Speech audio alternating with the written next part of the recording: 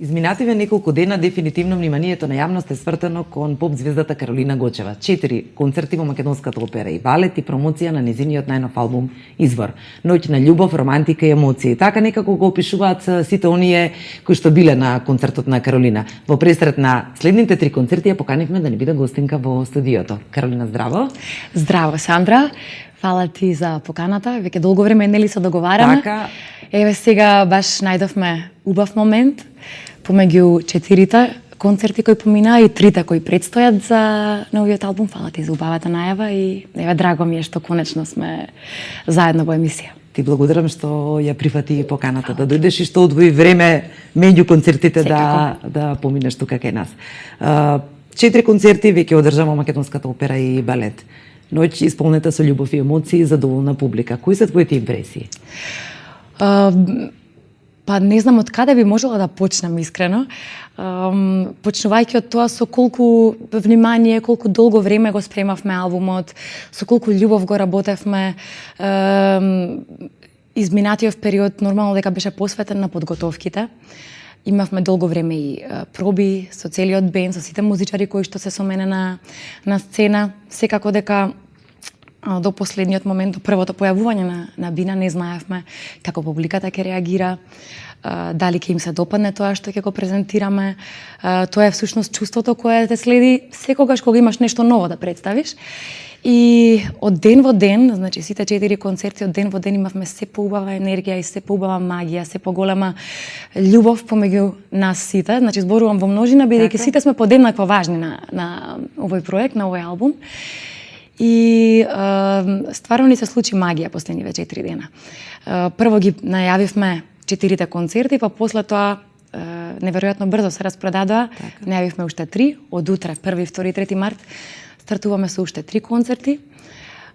Песните веќе наголемо се вртат, се слушаат, се пеат. Веќе на последните концерти можевме да приметиме дека публиката веќе ги знае некои од новите песни. И нема поголемо задоволство за еден музичар од тоа да нешто на кое си работел, на кое си се дал себе, во кое си се дал себе, да допреш до оние на кои ме наменето. Така да реакцијата на публиката е најголема награда за сите нас. Така, 3 концерти следат, 1, 2 и 3 март, меѓутоа мислам дека најавивте уште еден концерт во Охрид на 9 март. Да, 9 март сме веќе во Охрид, меѓутоа да поминат нели прво овие 3 концерти со кои почнуваме од утре. Мислам дека веќе се при крај картите и за овие 3 концерти. Така. Повторно, искрено, едва и чекам да застанам на Бина, доколку првиот ден имав трема, што секако е нормално, без разлика колку години си на сцена, секогаш е тоа чувство на неизвестно, знаеш, секогаш е тоа чувство на одговорност. Можеби не е толку трема, колку што е одговорноста за поради она што се очекува од тебе како уметник. Сега тоа чувство е заменето со огромно чувство на радост и искрено со нетрпение. Ги чекам наредните 3 денови да ги поминеме во Македонска опера и балет заедно со публиката која доаѓа да не слуша. Да позборуваме малку за песните од новиот албум. Дали овој албум е продолжување на Македонско девојче 1 и 2? Па добро, продолжување на добро, таа некоја етапа од мојот живот, меѓутоа жанровски малку се разликуваме. Не би сакала да го сместувам, да ја сместувам музиката во жанрови, дали е поп или е етно, или имаме некој микс на неколку различни стилови. Со овој албум, добро, прошлиот бевме малце поблиску до етно, но сега сме веќе поблиску до попот, колку што сме до етно. Меѓутоа повторно тие песни имаат некоја заедничка нишка, бидејќи се одсвирени, одпеани, создадени од истите луѓе.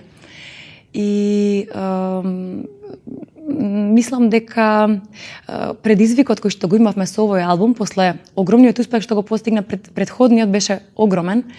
И сите бевме малку уплашени од тоа дали ќе успееме да одговориме на тоа што се очекува од нас, бидејќи нели секогаш секој уметник сака да се надмине себе. Значи тоа е главниот предизвик во нашава професија, да со секое наредно представување да се надминеш себе си.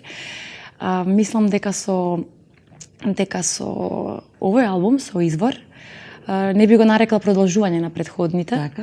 Туку би кажала дека само сме отишле еве, уште еден чекор понапред. Пред 4 години македонско девојче 1 и 2 ги промовираш албумите. По 4 години го промовираш албумот Извор и велиш одиме еден чекор понапред. Се наоѓаш ли себе си повеќе во овој тип на музика од оној што го пееше претходно? На овој албум можам да кажам дека имам и песни кои без проблем би се вклопиле и во некои од моите претходни албуми, кои беа класифицирани како чист поп. Не знам, некако се пронаѓам генерално во целиот концепт, знаеш, со музичарите кои што ме придружуваат на сите настапи изминативе години, генерално во целиот концепт, во целиот пристап кој што сега го имаме кон музиката. Повторно на некои настапи изведуваме и некои од поп композициите кои била мои најголеми хитови низ годините. Меѓутоа, на овие концерти сепак даваме предност на тие 3 албуми кои некако се меѓусебно поблиски.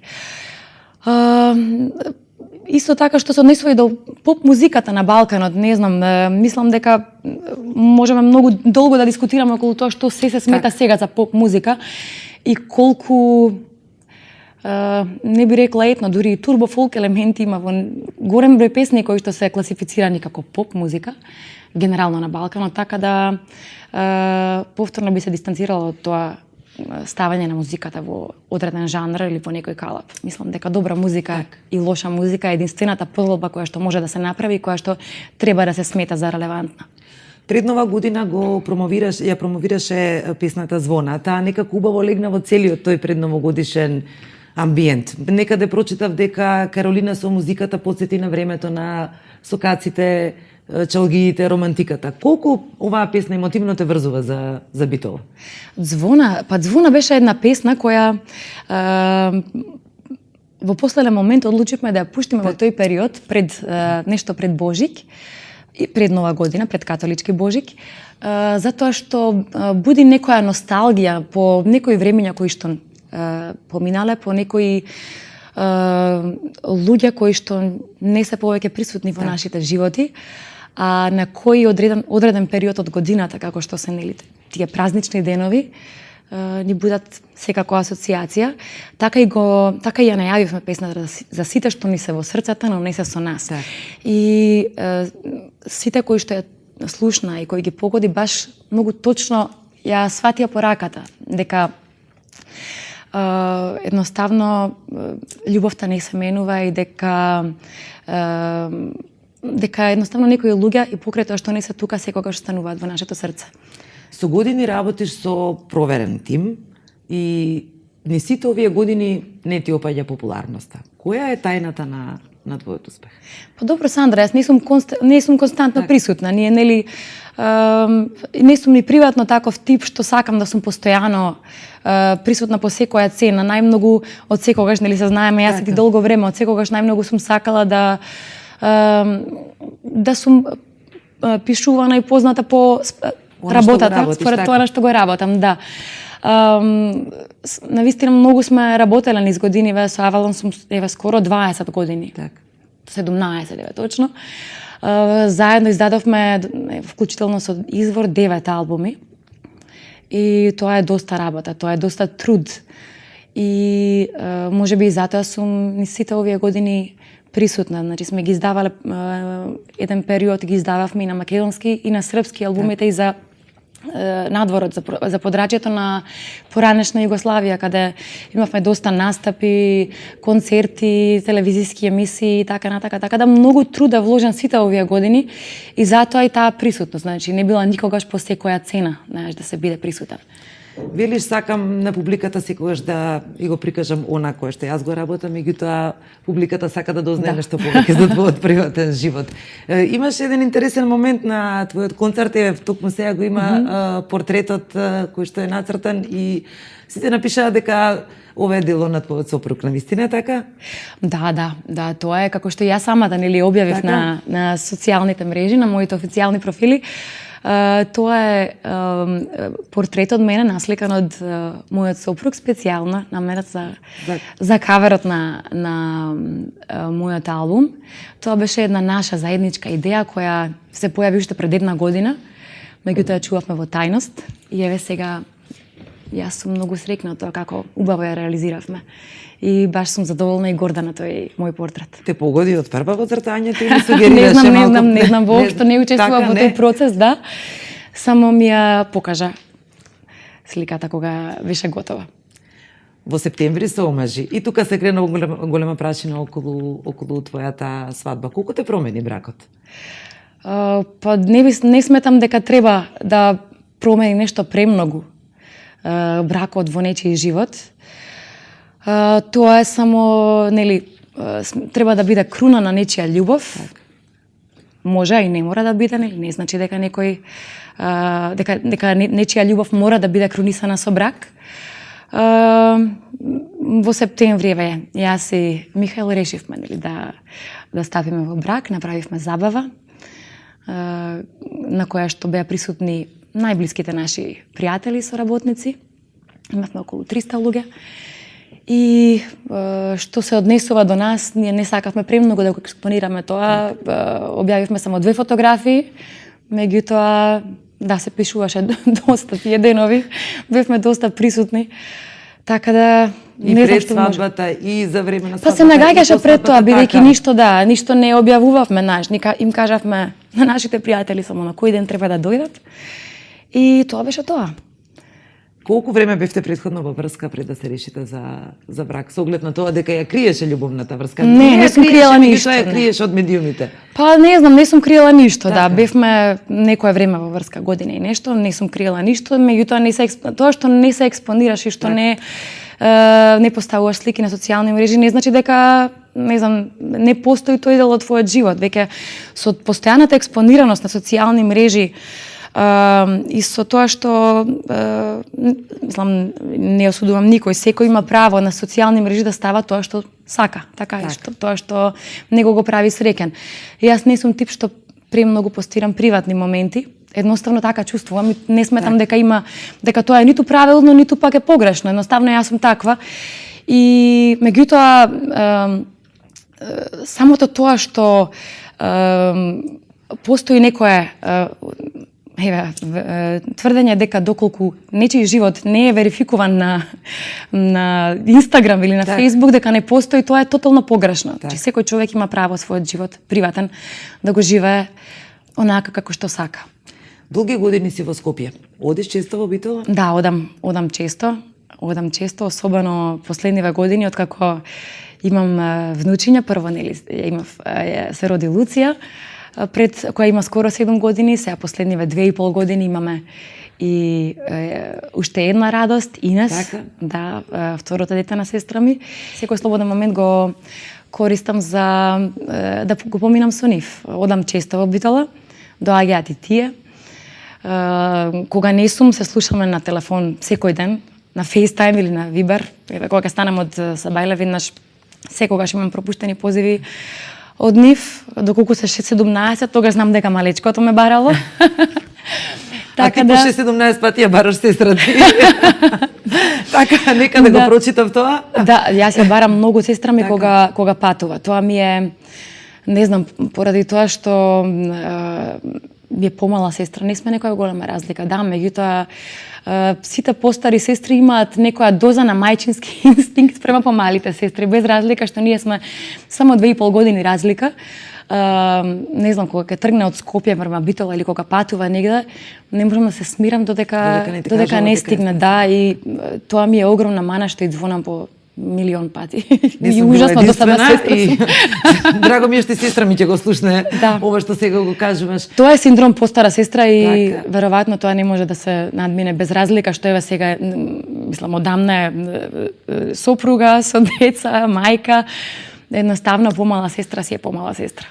Ти недостасува ли на моменти Битола, детството, сето она што Па не ми недостасува затоа што одам многу често, затоа што сум во постојан контакт со семејството, со сите мои другари и другарки од Битола.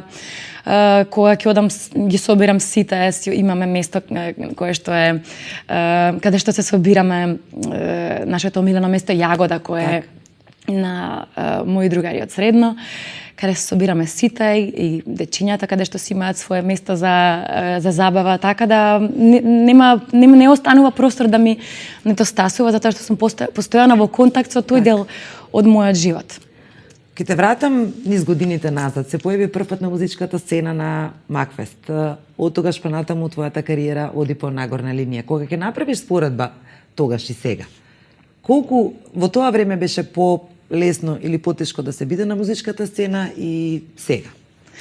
Опа, Сандра, мислам дека никогаш не било полесно од сега да се биде познат. Сега не треба не да имаш талент, доволно е само да имаш профил на некоја социјална мрежа и да имаш желба за експонирање. Така да мислам дека сега е периодот кога е најлесно од било кога да бидеш познат. Само треба да имаш желба и мотив за екзибиционизам, ништо друго. Тогаш беа некои други времења, не викам дека беа подобри. Македонската музика тогаш не беше нешто посебно развиена, постоја само фестивали кои беа стварно релевантни, кои беа Макфест во тоа време, не знам, Скопски фестивал во тоа време беа стварно сериозни фестивали каде доаѓаа најголемите звезди од поранешни простори и не беше мала работа да се појавиш. Так. И не можеше секој да се појави. Сега веќе секој кој има желба може да собере пари да сними песна или да направи спот. Еден период имавме таков, нели, на таков период на македонската музичка сцена кога имаше милион инстант имиња. Меѓутоа не е лесно да се опстане, стварно публиката бара и цени квалитет. И тоа е тоа на кое што е најтешко да се одговори. Одамна не настапуваш на музичките фестивали, не само ти, туку и многумина твои колеги кои што сепак се имиња на македонската музичка сцена. Зошто е тоа така? Па не знам зошто е тоа, некако низ годините фестивалите некако станаа место за појавување на нови имиња. И стварно не знам да ти одговорам зошто, едноставно неверојатно не е предизвик за некој кој веќе се реализирал. Така да има неколку музички имиња, ајде на две раце можеби се бројат тие кои што се трудат, кои творат, кои прават нови албуми, кои снимаат, кои инвестираат во себе и кои без тие фестивали публиката ги сака и ги почитува. Така да не знам, можеби ќе се промени со тек на време низ години, можеби ќе се промени во иднина, можеби фестивалите повторно ќе бидат интересни, привлечни и за гледачите и за музичарите, да. Меѓутоа еве генерално и нели имаше и во рамките на поранешните поранешна Југославија имаше неколку фестивали кои беа доста атрактивни за сите нас, нели постоеше и Сунчане скале, можеби постои уште, не знам искрено, еве. Тоа е доволен одговор за тоа.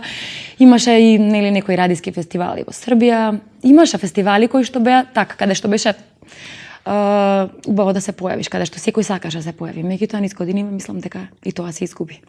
Сосема за крај ќе те прашам, ќе поминат овие 3 концерти. Во Скопје најавен е концертот во Охрид. Планираш ли уште неколку концерти да одржиш во градовите низ Македонија? Секако или евентуално надвор да го промовирате албумот? Секако се планирани концерти низ Македонија, значи после Охрид. Имаме планови, се разбира, за Битола, баш знам голем број од моите сограѓани прашувале на социјалните мрежи, да, секако дека е планирана и Битола. Планирано е секаде низ Македонија каде што можеме. Планирано е издавање на албумот надвор за просториите за балканските простори. Се уште не можам да откриам кој ќе биде издавачот, тоа добро, тоа си е работа на Авалон. Меѓутоа со време секако дека ќе ви информираме. Минатиот албум беше издаден од Dallas Records. Го изведовме имавме концерт во Белград пред година и пол во Коларац, која е исто така доста престижна сала, како што Македонска опера и балет кај нас. Исто така со претходниот албум настапивме и на Exit, на Fusion стејџот, што исто така го сметам за голем успех за сите нас како тим. Имавме уште некои настапи надвор од Македонија, така да повторно планираме да го презентираме секаде каде што каде што ќе можеме. И новиот албум. Ти благодарам што Фала ти. беше гостин во студиото. Фала ти, стварно ми беше убаво. И мене исто ти Фала ти. посакувам успех овие следни три концерти, повторно да ја доловиш љубовната магија на Фала ти, твојата Сандра. публика. Фала ти многу. Благодарам.